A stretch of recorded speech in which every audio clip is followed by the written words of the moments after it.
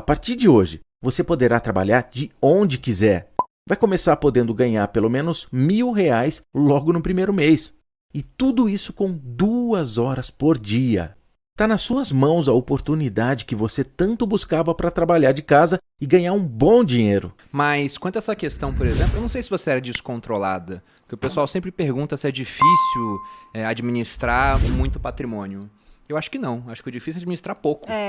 Porque quando você ganha pouco, ainda mais em São Paulo, que é uma cidade muito cara, e tem essas despesas, porque você vai trabalhar com investimento. Como é que você vai fazer o cara investir com você se você não está bem apresentado, se a pessoa que vai abrir o cadastro não está bem apresentada? Aparência importa nesse tipo de coisa. Até você deu o exemplo da gerente do Itaú. Ela te viu toda bonita e falou, deve ter dinheiro. Olhou a conta e falou, não tem. Não só não tem. Mas você passou a primeira aparência para ela. Mas além disso do perfil, quando é que começou a ter dinheiro mesmo? Que vocês começaram quebrados. Ambos não tinham dinheiro e aí ficaram juntos e foram construindo. Quando que vocês viram, caramba, mudou de patamar, passamos daquela realidade de escassez para uma realidade onde já existe, né, abundância, o dinheiro não é mais um problema, ele passou a ser agora, até em vez de uma preocupação, uma fonte de recursos para gerar prazer, né, para que a gente possa fazer essas coisas. Qual que é a sua resposta para isso? Olha, voltando um pouquinho só no perfil, eu acho que eu tenho um pouco, que eu falei que eu sou a descontrolada, mas descontrolada / desligada, assim, um pouco pro dinheiro. Não ligava muito. Pode ser. E aí, quando a gente começou a ganhar dinheiro, talvez até por esse meu lado, assim, de não ser muito ligada na grana, assim, pra mim não mudou nada, sabe? A gente tinha, quando chegou lá no primeiro milhão, as pessoas têm a ilusão de quando chegar no primeiro milhão a vida vai mudar, tudo vai mudar. Gente, não muda nada, absolutamente nada. Continua a mesma coisa. Igual, tanto é que a gente igual. continuou morando no mesmo apartamento, a gente não tinha carro, a gente não comprou carro, a gente comprou recentemente por segurança. E essa é uma das coisas que o dinheiro compra, né? Compra segurança. E a gente manteve o nosso padrão durante muitos e muitos anos, assim, nosso padrão inicial, sabe? A gente a gente morava num apartamento que tinha 37 metros quadrados, né, Ti? Inclusive, foi a fase mais feliz, assim, né, acho, da gente aproveitar a vida, não o dinheiro, aproveitar com amigos próximos, assim, sabe? De curtir bastante. Aí depois a gente mudou para um outro apartamento um pouco maior, o primeiro AP que a gente morava, ele era um AP de 37 metros. Era um estúdio, um APzinho. Aí quando a gente já era milionário, aí a gente mudou para um apartamento de 80 metros. 80 metros. E também era Que era aquele A gente que- foi nesse. Isso, que aquele que aquele vocês lá. foram. Alugado e tudo Só mais. que assim, eu fiz um puta negócio naquele apartamento, porque Eu era lembro que vocês pagavam muito pouco. Aí a gente, meu Deus, Thiago, como você paga E eu tão que pouco? achava A gente os morava apartamentos. Cara, lembra? A gente Eu lembro quanto olhou... vocês pagavam até hoje. Eu também, lembro porque eu sofria demais. A gente olhou um apartamento, quando a gente chegou em São Paulo, a gente ia fazer um teste, né? Porque a gente tinha acumulado um patrimônio, era mais ou menos 880 mil, juros altos na época, então era um patamar onde aquilo que estava investido me dava mais como rendimentos do que eu ganhava no Exército. Eu saí para acompanhar a Malu, para ser inicialmente até o que você fazia pro Thiago. Eu era Que o cara que durou gravava... 12 horas. Durou 12 horas esse projeto. Foi o tempo dele dormir, ele tava dormindo. Aí ele acordou E no depois eu outro quis dia, já não iniciar era o meu também. Mas esse era o plano. E no plano, a gente não tinha dinheiro para viver de renda em São Paulo. Era para viver de renda numa cidade com custo mais baixo. E eu falei pra Malu, vamos tentar. Vamos ver quanto é que é o aluguel em São Paulo, a gente fica um ano lá. Se der certo, a gente permanece. Se não, a gente vai para uma outra cidade. Taubaté, que era o plano inicial. E aí viemos, a gente foi olhar apartamento. E a gente olhou o prédio que vocês moravam. A gente sabia que vocês moravam lá na época. Só que era mais caro. Só que era mais caro. Só que muito mais caro do que vocês pagavam. Aí quando Não, vocês falaram o valor que vocês hoje. pagavam, eu falei, pô, o Thiago ele conseguiu morar porque ele negociou um valor muito Eu lembro abaixo. que eu até Fui falei, eu. putz, a gente devia ter falado com a Camila, A Carla é boa negociadora imobiliária, cara. Rapaz, safado. Mas olha, outra coisa, né, que eu percebo nesses casais todos que vão vir aqui, ou de histórias de amigos que contam e que vêm de baixo, é exatamente isso. É uma galera que conquista bastante coisa, mas demora para aumentar o padrão de vida. Então, eu e o Bruno foi assim.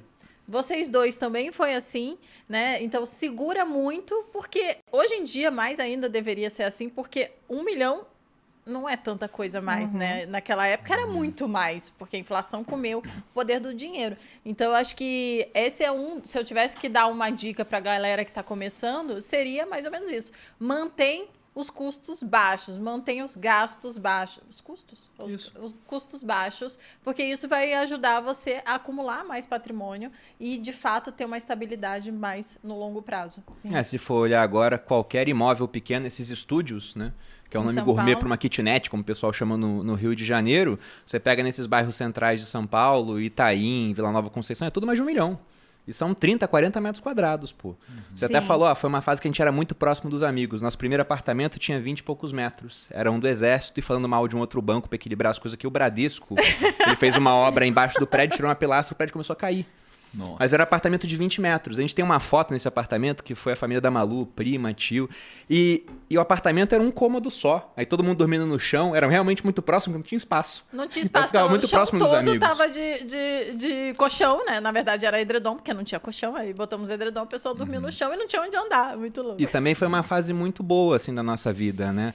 Dá até saudade, que era muito melhor lá atrás do que hoje, esse nosso relacionamento.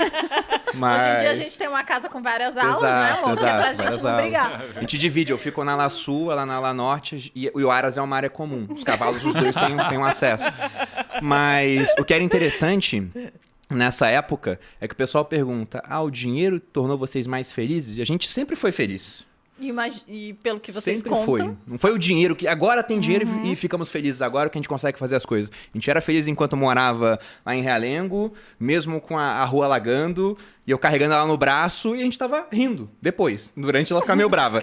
Mas depois a gente ficava rindo daquilo e virou história pra contar. Então, não é que o dinheiro vai trazer a felicidade, né? Ele vai amplificar aquilo que já existe. Tem que ser feliz antes, no final das contas. A gente estava falando sobre isso recentemente, porque eu estava lendo um livro, A Conquista da Felicidade, do Bertrand Russell, e ele fala justamente sobre isso, sobre até onde o dinheiro traz felicidade, né? E ele chegou à conclusão de que ele tem um teto ali. teto.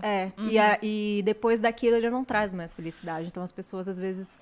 né, acham que ganhando muito dinheiro elas vão ser super felizes, mas o que a gente mais vê são pessoas muito ricas, com muitos problemas psicológicos, conflitos internos e etc. Cara, porque realmente tem um teto. A gente viajou esse final de semana, né? E aí, no carro, 3 horas e meia dirigindo, e a Cá me contou o livro inteiro. Né, do Bertrand lá, o livro inteiro e tal. O nome do livro é A Conquista da Felicidade. Foi, o que ele fala? A conquista por quê? Porque ele fala que a felicidade a gente não busca, a gente conquista. Olha que... Felicidade de conquista. Né? E aí ela contando todo o livro e tudo mais, e a gente começou num debate. Foi um debate incrível, assim, porque quando você fala, mas o dinheiro como felicidade, mas vocês já eram felizes antes, vocês já eram felizes antes, não sei o que lá e tal. Cara, é muito louco isso, porque depende do que é felicidade, de verdade. Se eu fosse definir o que era felicidade antes, a minha resposta seria muito diferente do que ela vai ser hoje. Então, veja só, antes a gente não podia comprar prazeres. A gente não podia comprar os prazeres que a gente compra hoje. E muita gente confunde a felicidade com o prazer. Tá? E a pessoa que confunde a felicidade com prazer nunca vai ser feliz. É isso que o dinheiro vai te ajudar. O dinheiro vai te ajudar a comprar prazer. Né? Então, qualquer coisa vai te gerar prazer e a gente vai achar que é felicidade. Então, poxa, viajar é prazer. Comer é prazer.